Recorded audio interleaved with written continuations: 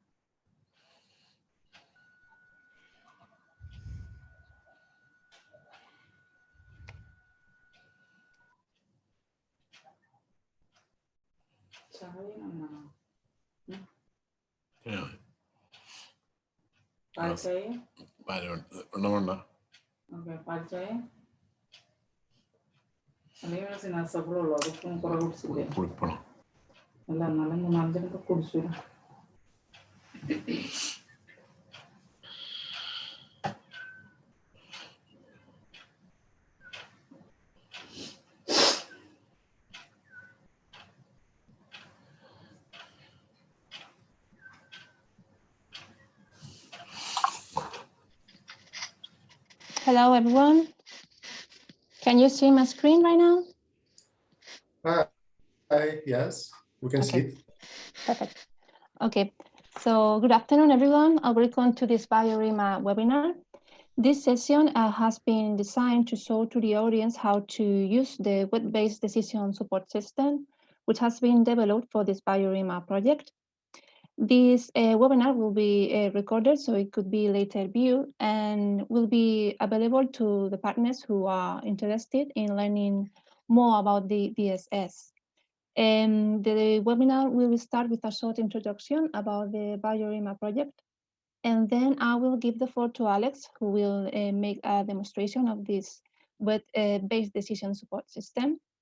And in order to make this webinar more interactive, I will be sending some questions online. We will be using this BIOS app, so during the whole presentation, you can have access to the questionnaire. You just have to click on the link or go to this BIOS app, and introducing this ID meeting, you will see the questionnaire that we have prepared. The answers will be anonymous, so you don't have to worry about your privacy. So the Biorima project was funded by 41 partners from 16 different countries, including China and Japan. The concept of this project was based on 4 main pillars: materials, hazard and exposure, risk evaluation, and integrated risk management. The objective of this project was to develop an integrated risk management framework for nanobiomaterials, which are understood as materials composed totally or partially of biological molecules, resulting in structures having a nanoscale dimension. The impact will enable industry and regulators to use tools for high-quality data and informed decisions making. The Biorima Risk Management Framework is designed to guide stakeholders in identifying data and tools, tools to assess occupational and environmental risks from nanobiomaterials, and to select control measures to reduce any risk detected to acceptable levels. In a very summarized way, the framework starts with the selection of the type of a product. It could be a medical device or a medicinal product. The framework inputs include information on relevant life cycle stages of these products.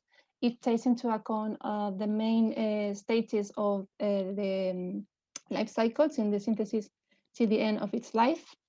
And this framework provides two pillars to structure the risk assessment and management process, one relevant to occupational and environmental risk associated with unintentional exposure, and one relevant to the risk-benefits analysis of patients. Once all health and environmental risks are quantified and evaluated, the outputs of this framework includes the identification of appropriate approaches for risk prevention and control. So how do we evaluate this risk? To make an occupational risk assessment, this framework considers all the stages, as I said before, in the life cycle of the product, and it takes into account exposure and hazard assessment. To make the estimation of the exposure, it considers the three main routes of penetration to the human body, which are inhalation, ingestion, and dermal contact. The estimation of exposure is based on experimental data in case they are available, or in the case of inhalation and ingestion, this estimation can also be based on models. In the case of inhalation, an inhalation model, and in the case of ingestion, the I-EAT model. The inhalation model is based on a two-box model to simulate concentrations in the near and far field. And this model is based on physical-chemical parameters of the nanomaterials, characteristics of the activity performed by workers, and the room conditions. The I-EAT model estimates an inadvertent ingestion exposure in the workplace based on 4 compartments, 9 processes of mass transport between the compartments, and a database with more than 500 empirically measured transfer efficiencies for the final quantitative model. For the hazard assessment, this framework also considers the 3 main routes: inhalation, ingestion, and dermal contact. In this case, the estimation is based on these 2 models. Both models are based on toxicological studies. The first one transforms dose response data to a benchmark dose, and the second one transforms the benchmark dose for animals to a DNAID for human using assessment factors. This framework also makes an environmental risk assessment, considering again all the main stages through the life cycle of the nanomaterial. To evaluate the exposure, it considers the 4 main environmental compartments: soil, sediment, air, and water. To estimate the exposure, 2 models are applied in this section. The first one, the probabilistic material flow analysis, is used to predict emissions and environmental release concentrations of nanoparticles along the life cycle. And the second one, the environmental fate, allows us to calculate different degradation and transportation constants to estimate the quantity of the nanobiomaterial moving from one compartment to another at a certain time point. Finally, this framework also considers the effects on the environment, taking into account again these 4 main environmental compartments. And this estimation is based on the species sensitivity distribution model, which is used to derive predicted no effect concentrations based on ecotoxicity tests on multiple species. Since this framework may seem complicated to understand, a web-based decision support system has been developed in this project, which is presented today.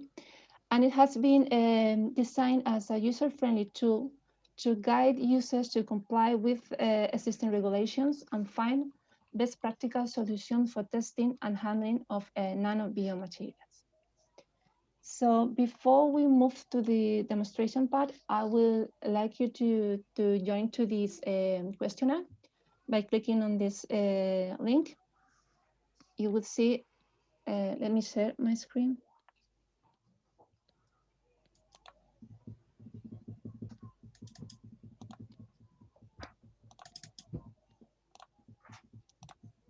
Okay.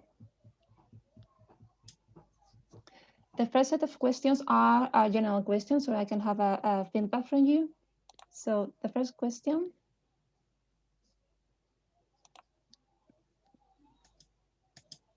Okay. Okay. So the first question is choose your industrial sector. So please specify which is your industrial sector. You can choose one or several options. Medical, healthcare, pharmaceuticals, life science, cosmetics, chemicals, agroalimentary, construction, or other. I'm going to give you a few seconds more.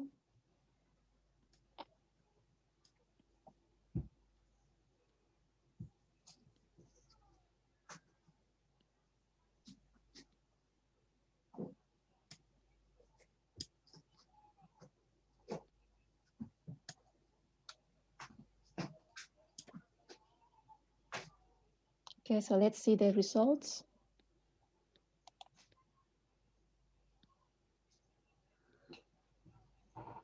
Okay, nice.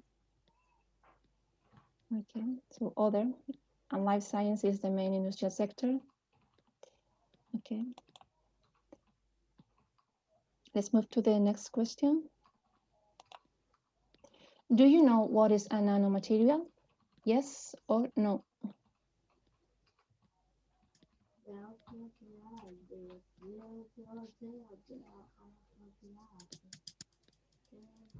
Let's see the results of your answers. Okay, so all of you know what is a nanomaterial. Great. Let's move to the third question.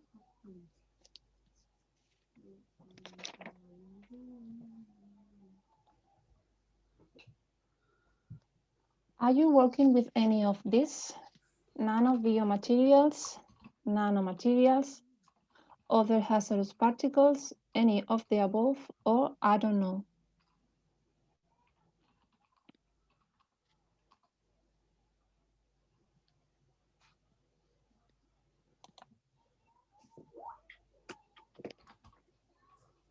Okay.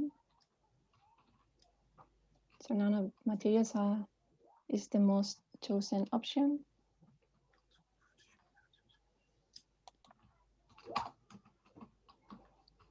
Let's move to the next question. Okay, this is a free text question. You can type any word you want. What material, product, or service do you manufacture, provide, or use?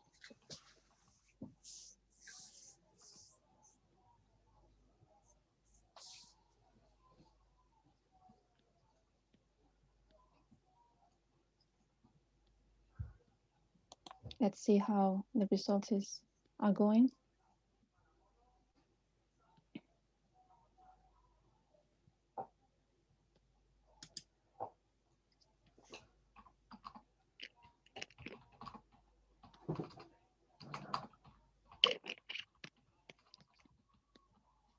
Okay, graphene, inorganic nanoparticles, okay, inorganic, plastics.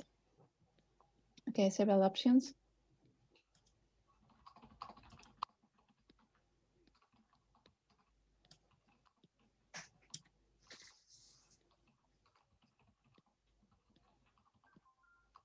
Okay.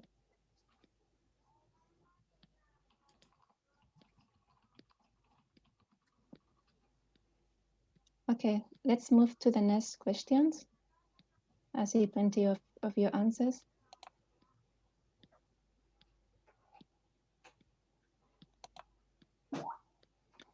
Are you aware of the health hazards of the substances you work with? The options are yes, no, or I don't know.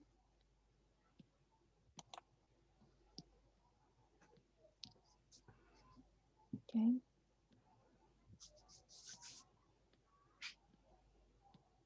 So most of you know the health hazards of your substances. Okay.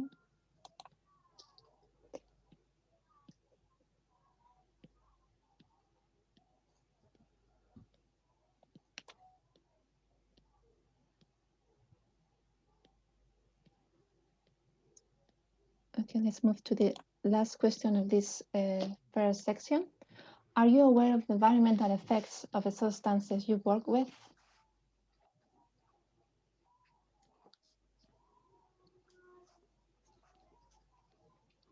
Let's see the results. Okay, 50-50. Okay, so this is the end of the first block. So I will give the floor to Alex, who is gonna show you how to use this web-based decision support system. And to stop to share my screen. Okay, thank you. And good afternoon, everyone. I hope you can hear me quite well. If you can't, let me know and I might change the microphone. Okay, so wait a second and loud and clear. Perfect, thank you. Let me share my screen. Okay. So today we are here to take a look at the Biorima decision support system. So that's the landing page, so the page where you arrive if you go to sans.gd. That's because this is an integrated system performing two actions. Today we will be interested in the right Biorima red part. Keep in mind I cannot see the chat messages, so if something happens in the chat, let me know. So what you can do from here, you can sign up yourself. So it's open for self-sign up. Or otherwise, if you already have your login, you can just enter the system. So as I told you, once we enter the system, this is a generic system divided into areas. One is for nanomaterials used in consumer products, and the other one, the one we are dealing with today, is the nanobiomaterial used in medical devices and ATMPs. So there's something in the chat. I cannot see the chat, sorry. So I enter here and I can then, again, the system is divided in two parts. One is related to IATAs, but it's still under development and it's not in the focus of today. So let's take a look at the risk assessment and risk control part. So what we have here is we land in the project selection page. So here we can find all the projects that we had already created, and we can create new projects. So what is a project? A project is basically a folder, a container for all the information related to a specific product containing nanoparticles. So in this sense, the title, it depends then if the product is the nanoparticle itself, then the project is related to that. If the product is something containing the nanoparticles, then it's anyway good to have it in a project. So as you can see, here I have the name of my colleague, Virginia, because she was the one creating the projects and she just shared this project with me. So one of the features of the system is that you can share your work with others and you can work simultaneously on the same project. We will see this later on. Now, just to demonstrate, let's create a project. So we can name it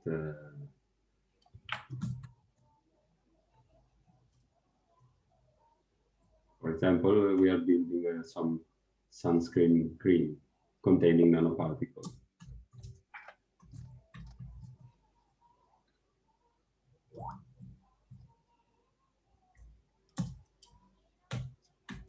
Okay, so I can create a project, and this is added to my list, and this is under my name. So let's take a look at a project already prepared by Virginia for this webinar. So once we enter the project, you can see here we have two already prepared. This is what we call assessment context. So we have two assessment contexts. An assessment context is something broader than an exposure scenario. So the exposure scenario is part of the context, but then there are other things. The idea of the context is that you can have different ways to develop the same thing. So in this example, we are developing a sunscreen cream. We can do this with different machines, with different activities, but also with different nanoparticles, for example. So every different selection among these creates a different context. And that's why you can have several. And basically the idea of the tool is to help you in decide which is the best context to develop your product, whether it is nanoparticles themselves or something containing them. Also, you can see the difference between scenarios can just be the use of risk management measures. So I can produce the same thing in the same way, but in one context, I'm not using any protection, and in the other one, I'm adding the protection. So the risk management measures. Let's for a second go to the project we just created now. So this is an empty project. When I enter this empty project, the tool tells me that there is no assessment context, and this is needed. More than that, we also need to select what we want to assess through the assessment tree. So let's see what happens.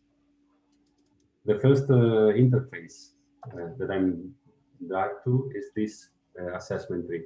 So here we are deciding in which areas we will perform our assessment. So we have the two occupational and environmental settings. We have the different life cycle stages for both. And then we have different routes and different matrices. So let's say that we are in this case, we are in the product manufacturing phase, for example. I will make it very simple, but you can, in theory, you might enable all of them. But the more you enable, the more you have to provide data for. So we decided to simplify the thing and let the user decide how much he wants to evaluate. So let's say we want to check for inhalation and inadvertent oral for the occupational setting. And for the environmental one, let's go with the soil and water. So once I selected what I'm interested in assessing, I can create my first assessment context. So I have to give the context a name, and it can be whatever I want. In this case, I just call it silver drilling.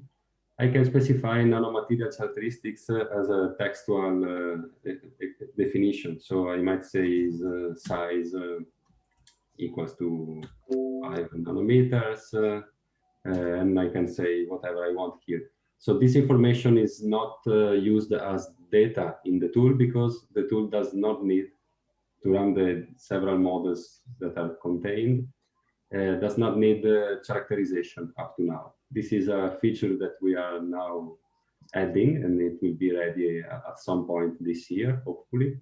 But as of now, it's only here as a text. We can also add characteristics. So all of this information is useful for differentiating between contexts and then understanding what's inside. So I save, and the system is creating all the data that is needed for my new context. So you can see that now we have an empty context here. But let's go back to the other. So in this case, we already have two contexts ready, and you can see we have some information in both of them. So we can, this is also for the projects, you can always duplicate, delete, or edit projects and contexts. We will see then what does this mean for the projects. Anyways, let's open a context. So once I enter into a context, I get to the more practical part of the system, where I should work with the data input. So we have, as you can see, two big areas. One is related to risk assessment and the other one to risk control. So we can open from here or from the left menu. So if I open risk assessment, you can see we have environmental and occupational. Now you can see that the environmental part is grayed out because this example it's not about the environmental part, but only the occupational, and this was decided in the assessment tree. In fact, you can see the environmental part is grayed out because nothing has been selected. So going back. So let's start with the occupational part. As you can see, both for environmental and occupational, they are divided in exposure and effect for one part, and exposure and hazard for the other one, and then we have a result part. So let's see what's in the exposure part. So this is the standard way that data is displayed in the tool. So as you can see, we have several rows, and each row is related to a branch of the assessment tree. So these are three life cycle stages that were selected: product manufacturing, use, end of life. And for each of those, some kind of route was selected: inadvertent, oral, dermal, and inhalation. So what can I do here? Let's go back to our new. So here you can see we already have some information because this is an already prepared context. But if I go back here and enter in my completely new one, in this case, you can see because I selected something also for the environmental part, it's no more grayed out. But let's go back to the exposure part. In this case, if you remember, I just selected inhalation and inadvertent oral, so these two are enabled for the product manufacturing.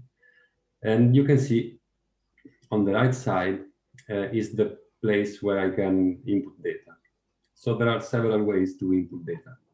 So the easiest thing is to say that there is I already know there is a negligible exposure. So I just click on this button.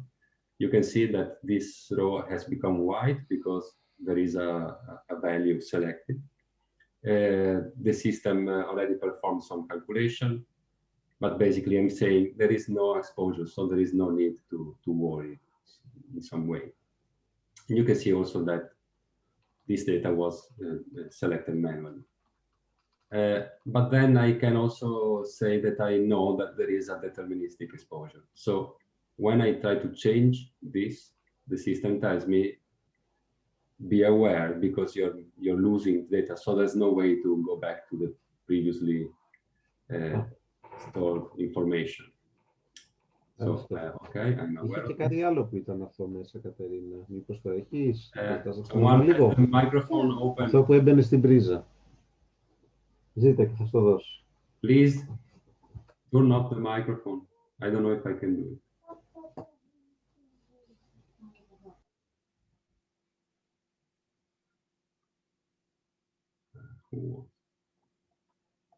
Okay, we're back. Sorry. Okay, so is there a problem with the echo? Shall I go on like that or shall I change? We can hear you very well, Alex. Okay, thank you.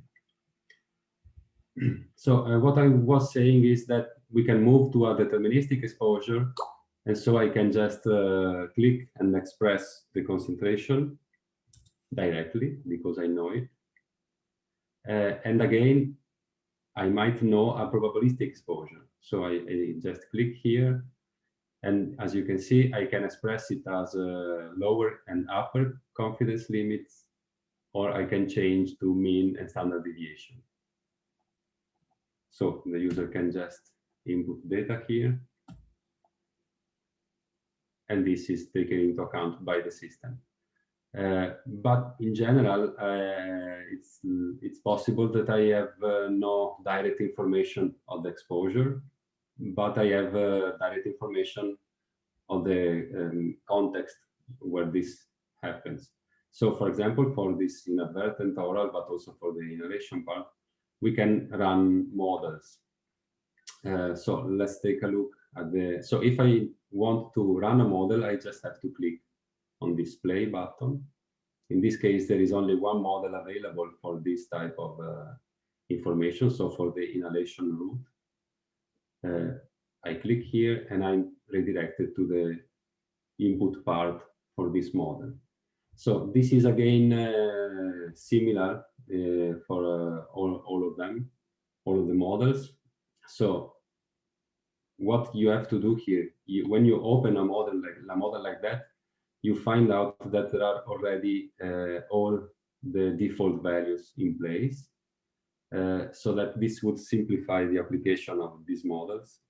But obviously, default values are not always correct for your specific conditions. So you have to go through the different inputs, change the things that has to be changed. In several cases, there are some kind of hints for some concepts. And basically, in the end, you can just run the model by clicking the run button. Okay, so we see several things here. First of all, I instantly get a result from the model directly in the input interface, even though this result will also be available in the results page in a more, in a nicer way, let's say. Then I know when it was last computed. I cannot run it anymore because unless I change the inputs, I would get the same result. So it makes no sense to run it again. And I can see that I have a new model run. This page helps me take a look at all the models that I've been running. And for models that are a bit longer in duration, you can see how they perform in this page. So in this case, I simply run this exposure model by using the default values, and this shouldn't be the case for you. And then I can see that this model is providing me a deterministic exposure, and this was automatically selected by the system here. The second model in this occupational part is related to the inadvertent oral ingestion. So I can run the model here. For each of the supplied model, you can see that we have a definition right here. So these models comes from several different projects. And if you want more information about how the models works and things like that, there are some bibliography at the bottom of the page. So again, it works the same way. You can see there are several hints, several inputs we have to create. And as you can see, in some cases, we also are able to decide the number of simulations. So in this case, in order to run it faster, I just decrease the number of simulations and I run it again. But anyway, it was pretty fast. Also, in this case, we can see these instant results up here, where we have the lower and upper confidence limits for this kind of exposure. So now if I go back, I can see that this also became white, and I have the two lower and upper bound values. Okay, the same works goes for the hazard part. So also in this case, we had the inhalation and inadvertent oral, obviously, because they are exactly the same. And here it's a single model, because it makes no difference for hazard the route of exposure. Again, I can directly input values or run the model. So if I click here, I am brought to this part. So in this case, I'm not directly running a model, because this part related to hazard allows you to have several biomarkers. So what this means is that I can select here something like repeated dose toxicity, and then specify a biomarker, like in this case, chronic inhalation, and I add this biomarker. And so we have here the same interface we've seen before, but then I can also add another one. So, for example, acute toxicity and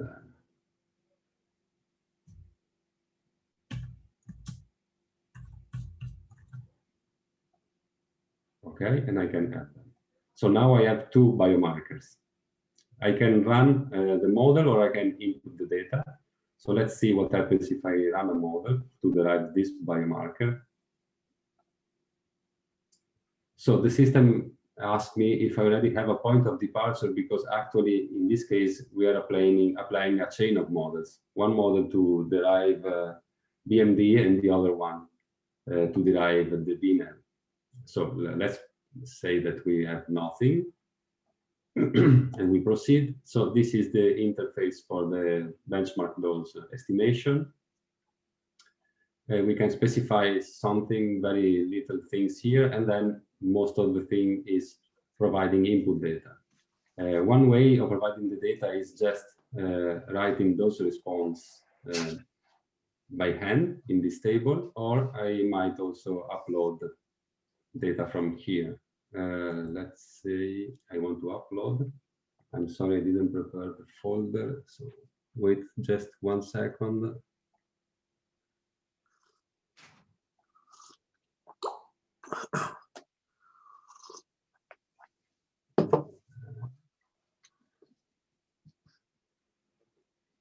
So let's go back here. Let's say I want to upload. I can just input the file here, dose response. Okay, I can also download a template here, so that I download an Excel file, I fill it in, and then I upload it. Once I upload the data appears in the input table, and I'm ready to run the model.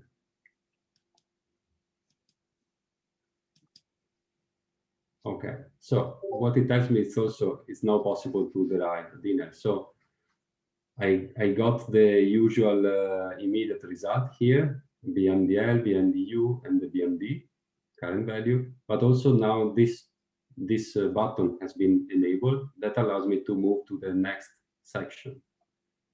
So now I can apply assessment factors. So the tool is taking results from the previous model and using them in this second one. We can also change the parameters from the previous results, but it won't make much sense probably. So again, here we have lots of default values. We shall always go and change what is supposed to be changed. In this model, we can also add other extrapolation factors if we know them. All of them are input in lower and upper bounds, but if you put the same value, then it's like a single value. And again, we can run this final model and get finally the DNL. So now we have run all the models that we needed, but let's go back to the biomarkers. So what we have here is, here below, we still have the 2 biomarkers we created. And in this part up here, we have the results from the first biomarker. But then we had another one. So let's pretend that we already know this without running again the evaluation. So let's say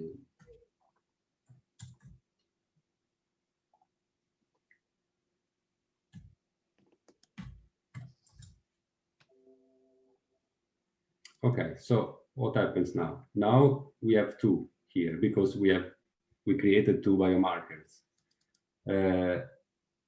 But we need only 1 representative biomarker for the inhalation route. So the system is proposing, so automatically selected this one, the one related to acute inhalation, because it has the lowest DNL. But you can basically select the other one if you think it's more appropriate. So now that I decided which one is the representative biomarker and I evaluated the contents, I can go back to my hazard list and I can see that here I have the biomarker that I selected and the results that I got. Let me also include some information here. Let's make this a deterministic value. So now I included all the data for exposure and hazard. I might just go straight to the results page. And as you can see, now we are in the occupational setting, in the product manufacturing part, in the inhalation route. And what we got is for exposure, we had the single value for exposure, which was decided between near field and far field. Here we have the profile from the model that we run, but this profile is in time, so that's why it's not a probabilistic. In this case, it's not a probabilistic model. It's a model in time, and the same we have for the far field, and this is the aggregated value of exposure. And the same way we can look at the hazard results for the selected biomarker, the representative biomarker. This is the chart we've already seen before, but we can also now take a look at the model results which generated. So you can see all the points that were in the Excel file that I imported before, and the fitting curve, and also the distribution of the BND. Moreover, in this case, we also have the amount of the different sources of uncertainty for this model. Finally, I can take a look at the risk. So the risk in this case, we evaluate risk by the risk characterization ratio. It means we are dividing exposure by hazard. So every time exposure is above hazard, the RCR is greater than 1. And so this means there is some risk. So this curve here is the result of the fraction. And we can see in this case that it's always, there is no uncertainty that we are above 1 because we start from 4. And you can see this line here, it's exactly at 1 and represents, so if this red line falls in the green part, then we are pretty sure there are no risks. In the yellow part, we need to take some action to reduce the uncertainty, while in the red part, it clearly defines that there is some risk. So in this case, we are clearly in the risky part. Let's see if it's a bit different for inadvertent. So in this case, it's the other way around. We are fully in the no risk part. We will see that in the part about risk control. So we can also compare the two curves. So one is the exposure distribution and the other one is the deterministic value.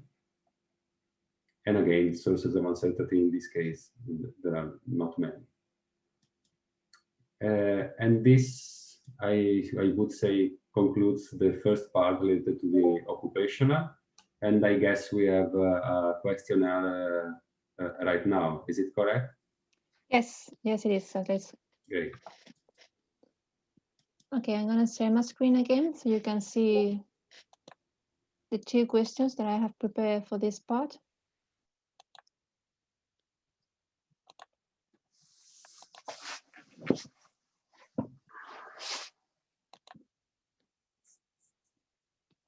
So the first one is there a need for controlling potential exposure and hazard in your research, industrial, commercialization process and/or facilities? Yes, no, or I don't know.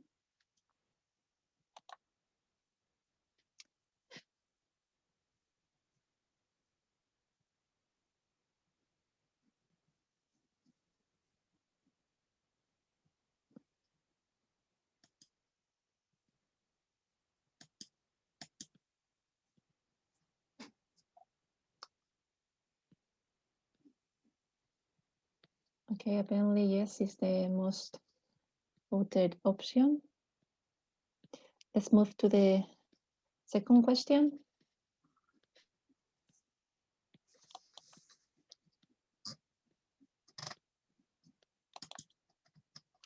Do you consider the information on the occupational risk assessment module useful?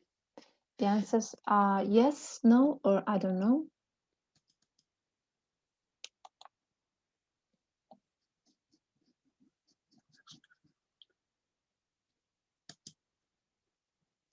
Okay, so that's all the questions that I have prepared for this part. Alice, you can continue with the demonstration if you want to. Okay, thank you. So let's share again. Just 1 second.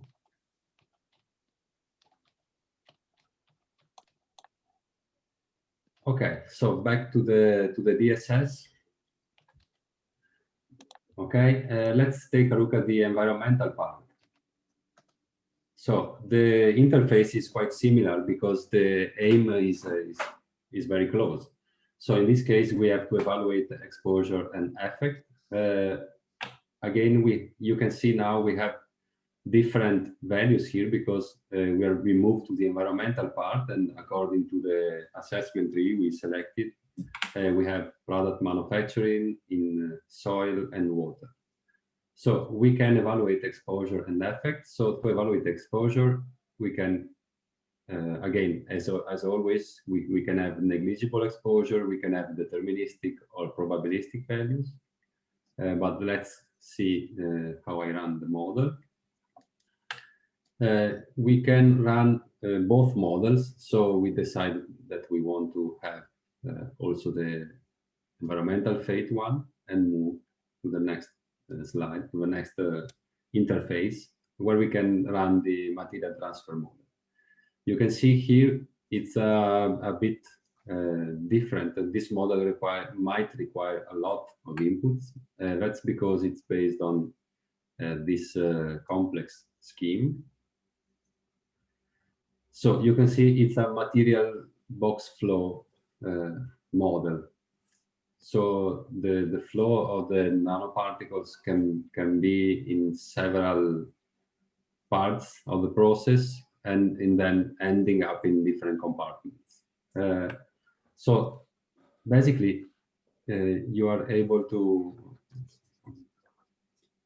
okay.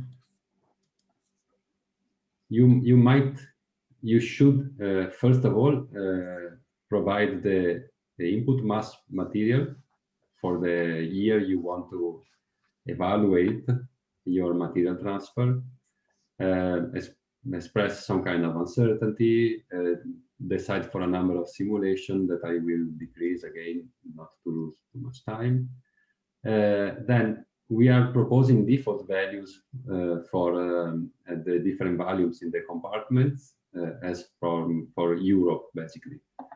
So again, if you want to perform the same evaluation, but in your own single country, then you get the mass the input mass for your country, and then you might go and change all these volumes specifically for your country, for example. I want to go into that. But then more than this, we have the default coefficients of transfer between the different boxes that can also be modified. So for each box, you can open and change the coefficient for the different compartments. So I really won't go into that, but again, these are the most precise flows that we can get for Europe. So usually you shouldn't change them. I can run this model too. And this is a bit slower. So if I go here, I can see how it performs. Now it should be finished. And I can go back. Okay. So probabilistic environmental concentration has been evaluated. So I can basically move to the next step to evaluate the fate. So again, we have these values that are derived from the previous model. And then we can specify the material, the diameter. So we have to specify some characteristics of the material here in order to run this model, and also the evaluation time we want to take into account. And then again, we can run the model.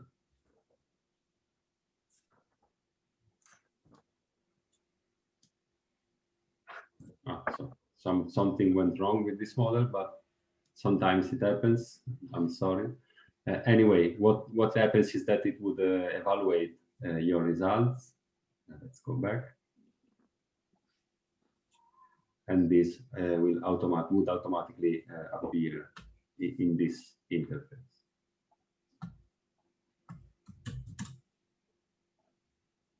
Okay, the model is always the same, and it evaluates all the different compartments simultaneously.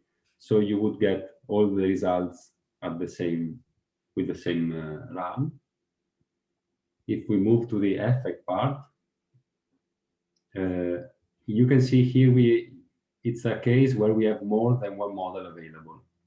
So in general, the system allows to have more models for the same branch of the assessment tree. In this case, we have two. We strongly recommend the default one, so the NSSWD model. So it's a nano species sensitivity weighted distribution model. So again, I can enter here, and I can specify different data. So if I have no data and I have at least 15 information, so this is very similar to the one before for the hazard part. Again, in this case, we can again input the information by uploading a file.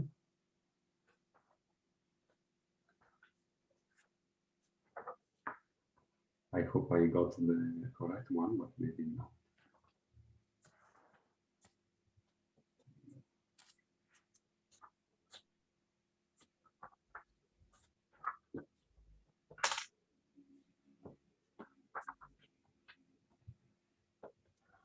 One second to check.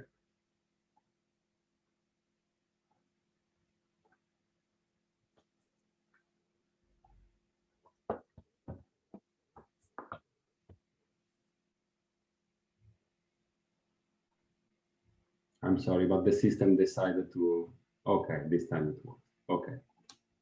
So this is all the information that we uploaded with our Excel file. We could also input by hand, but as you see, it's a lot of information. And as I said before, you can download and upload this template Excel file. So now I might run the job and get my instant results as we've seen before. So upper and lower bound of my predicted no effect concentration. And here I have my values as a result. I also input the other values here so that we see everything. Okay, so again, I can go to the results page, but this time I move to the environmental page. I have soil and water because I just enabled those two. I have a deterministic pack, but I have a probabilistic p-neck distribution. I can see the results here, and the risk works exactly as before by the risk characterization ratio. And I can all the time move between the different environmental matrices.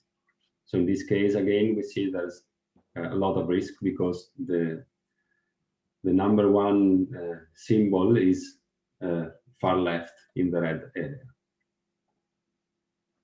And here I can compare, I can see that the pack distribution is completely on the right side in respect to the p-neck distribution. And I guess this completes the environmental part, and so we stop again before going into the risk control part.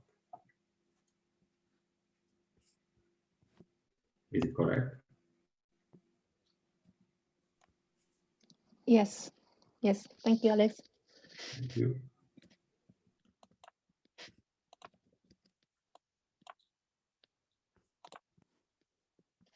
Okay, so for this part, we have two more questions.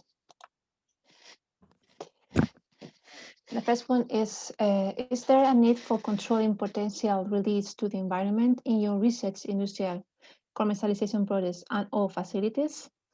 The answers are yes, no, or I don't know. Let's see how the results are going. Okay. So yes is the most selected option. Let's move to the second question.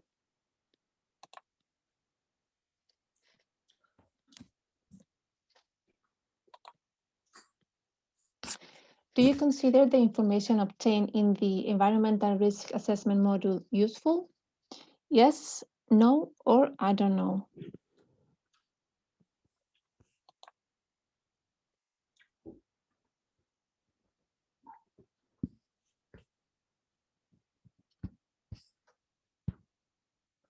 Okay. So this is the last question for this part. I'm gonna stop again to share my screen and come back to Alice. Okay, great, thank you. Let's go to the last part.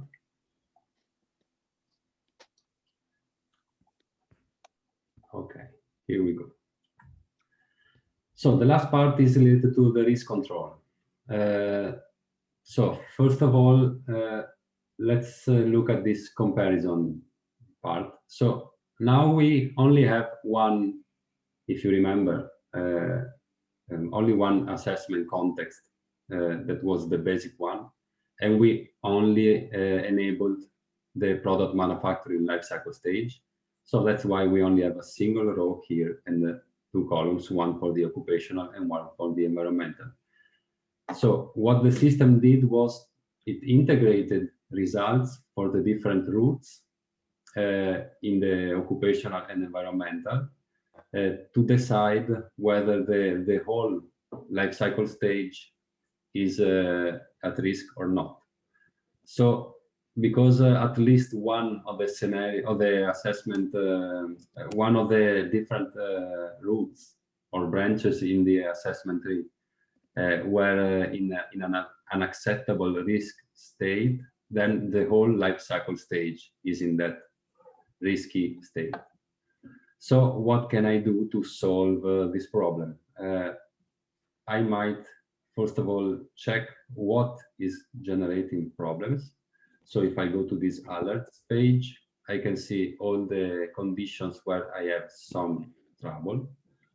So I can see only one of the two occupational settings, so only inhalation is problematic here, and both of the environmental. This is just a very silly fake example. Anyways, let's say I want to do something to resolve, to reduce the risk in the occupational setting, and I can do it by applying some risk management technologies. So once I enter this link, I have a list of different risk management measures that I can apply. I have the name of the measure, the upper and lower and upper bounds of the cost in general, how it is efficient in reducing the risk, and how often I have to change it, or buy a new one, or have some kind of maintenance. We also have these three circles here. So the first one is telling me that I might apply this in one exposure scenario, and also that 1 out of 1 exposure scenarios is in an acceptable risk setting, and it tells me that I didn't apply this one. So if let's suppose we are applying this, I click, it opens. I can specify how many I want to buy, how much it would cost, and change the duration. As you can see, this is the current state of this occupational product manufacturing inhalation. So I can apply this technology. But before applying the technology, I basically don't want to change my silver drilling context. I just want to create another one to compare with. So I can just clone the scenario and say, this is silver drilling with risk management measures. So everything was copied from one context to the new one. I see here that I'm now in the silver drilling with risk management measures. And now I can go and apply the technology. So now I applied the technology. You see that this button appeared because I might apply more than one. So I basically select the technology I want to apply and then click the apply button to generate the related results. So new risks were computed. So I might go back to the comparison tab and see that in this case, it was not sufficient to apply that risk management measure. I can also go to the results page, and I can see already this value is the value that I obtained, as it is written here, after applying the risk management measure. I mean, a risk management measure that had 90% of efficiency. So this was not sufficient. I might just go back and change again, add the risk management measures, and see if I might get to an acceptable state.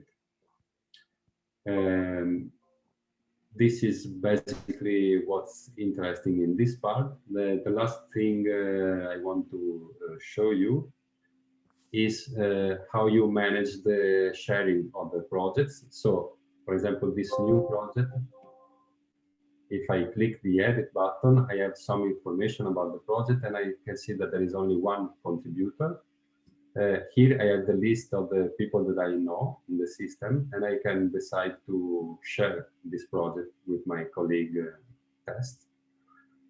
So if I do this, the share request has been sent. I already have this other test user here, and you can see he received one message that is telling that I want to share this cream with silver nanoparticle project. So he accepts. And now he also has this one, and you can see that it's been shared by me. And the nice thing is that now the projects are basically synchronized. Second, let's go to the same.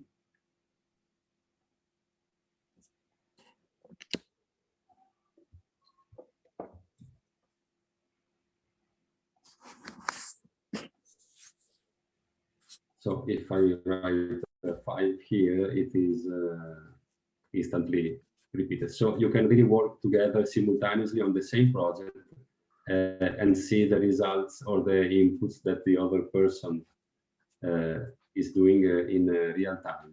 And moreover, if you work in the same project, You can also write messages like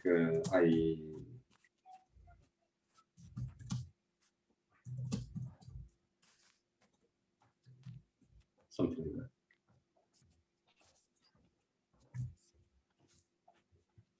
And the other person will see the message in the project page. There are some other very small things you can do, but I don't think it's important to show now. So I guess we are finished with this part and we can proceed to the next question. Okay, thank you very much, Alex, for your demonstration. That's been very helpful. So I'm going to share again my screen to continue with the questionnaire.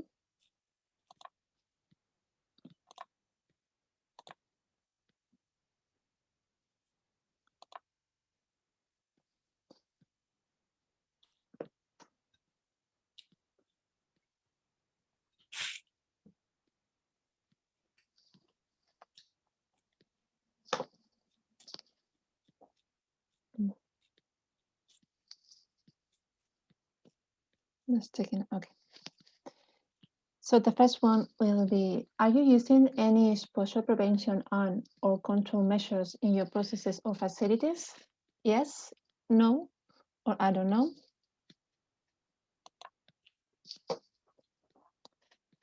Let's see how the results are changing.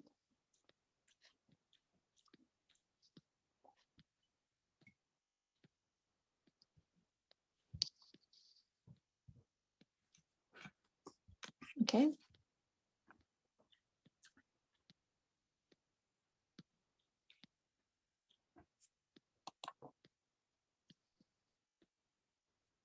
Let's move to the next one. Do you think the results of the risk assessment are presented clearly and are easy to understand? Yes, no, or I don't know.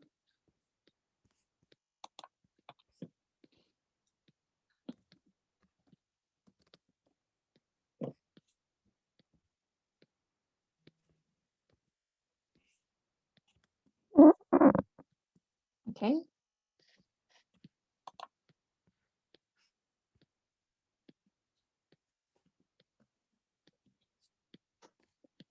Let's move to the next one.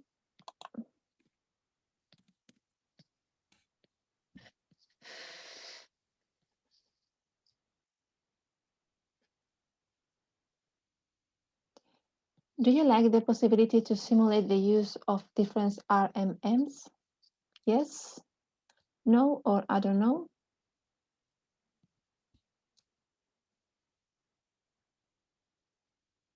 Okay, let's see your answers.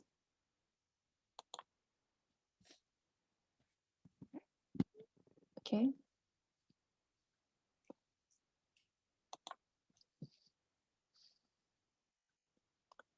So the next one. Will you follow the recommendations given by the DSS and based on the results obtained? Yes or no?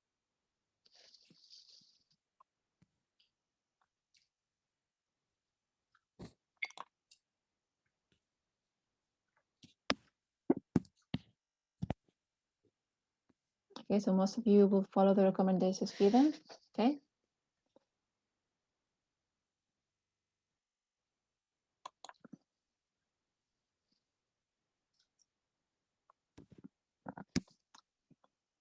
Let's move to the next one. Do you think the access pages and the structure of the Biorima DSS are clear? Yes or no?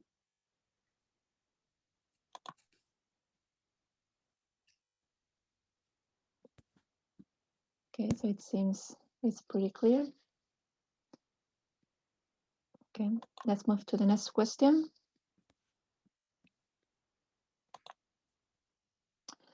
Does the tool cover all aspects you deem important for risk assessment and management of nanobiomaterials?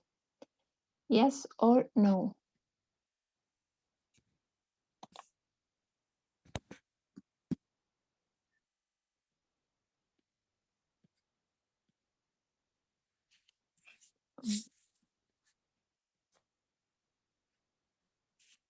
Okay, so the two answers are competing. Okay, let's move to the next question.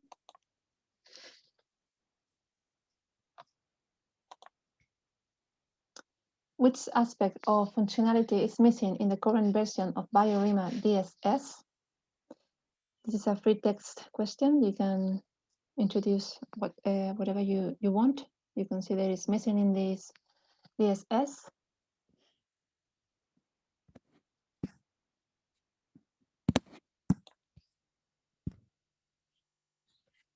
Regulatory, okay. Work. What else?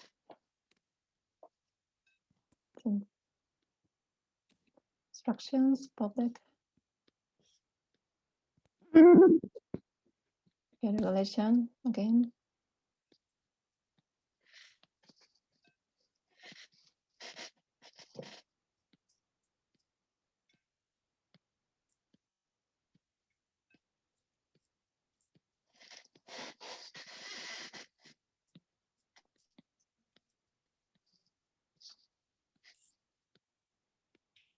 Database, yeah.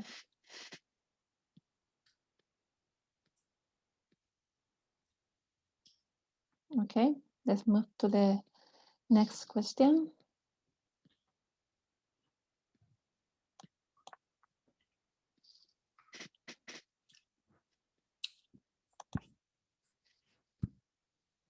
Do you think that the input data requirements for Biorima DSS can be met easily through the literature and in-house data generation? Yes, no, or I don't know.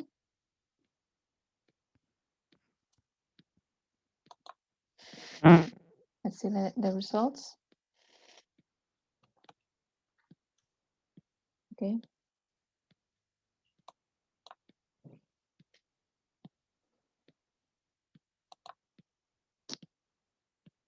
So the next question, do you think that systems like Biorima DSS could help you or colleagues in your organization in your daily work? Yes, no, or I don't know.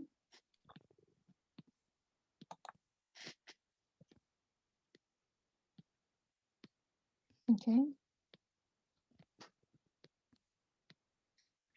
So most of you think that this DSS can help you in your daily work. Okay, nice. Let's move to the next question.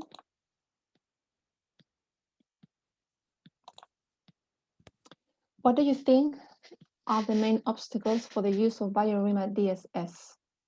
Complexity, need of training, lack of data, efforts to collect and or generate data, or other?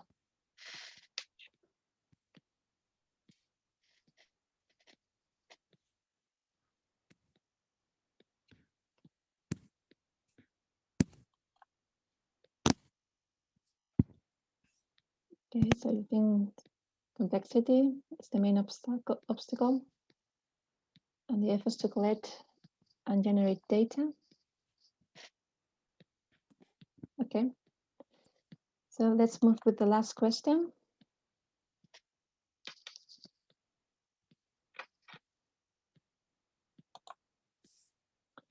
Is there any other obstacle that could make the use of Biorima DSS difficult? This is a free text question. You can make any suggestions or other obstacle you found during the demonstration.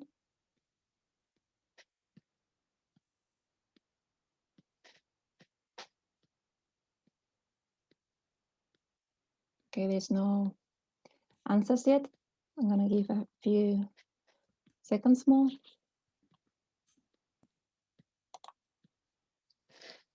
Okay, instruction manual, input parameters, process adaptation. Anything else? Data unknown.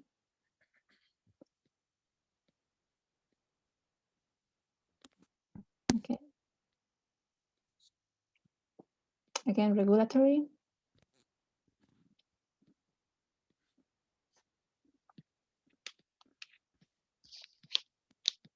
Okay, so this is the last question of this questionnaire.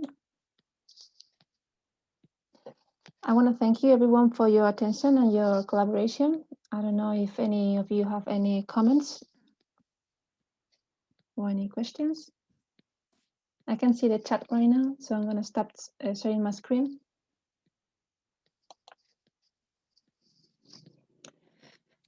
Okay, so if everything is clear, I wanted to thank you again for your sorry. Yes? I have a question. Okay, I haven't seen it in the chat. Okay. No problem. Thank you very much. Thank you for Thank this you. nice presentation and introduction to this decision support system. I have just one question regarding the data input. What is the minimum requirement for data input? Or in other words, does the decision support system allow for some kind of data gaps? Yes, of course, the system allows for some data gaps, but you're only getting not complete results. So in your comparison matrix, you might find out some gray cells because it was not possible to evaluate risks because of lack of information. We provide these models to help the user derive the information they are missing, but these models, they require all the inputs to run. We provide all the default values that we can find. So it's likely you might run the models when you have some data gaps and get some, if you have no idea on how to change the default values, you can still run with default values and get something that is very general, but still you can fulfill the gaps in this way, at least temporarily. Okay, or the other option probably might be that I choose a large range, right? If Yeah, I'm for unsure example, about yeah, the precise value. that's exactly another thing you can do. If you're not sure about the value, but you have an idea of upper and lower bounds, you should input those. Okay, thank you. You're welcome. Thank you.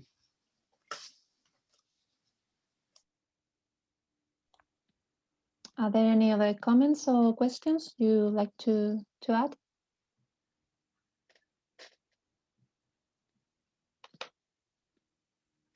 No?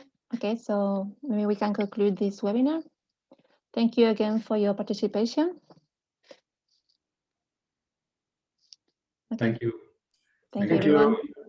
Bye. Bye-bye. Goodbye. Bye-bye. Bye bye. Thank you. Goodbye.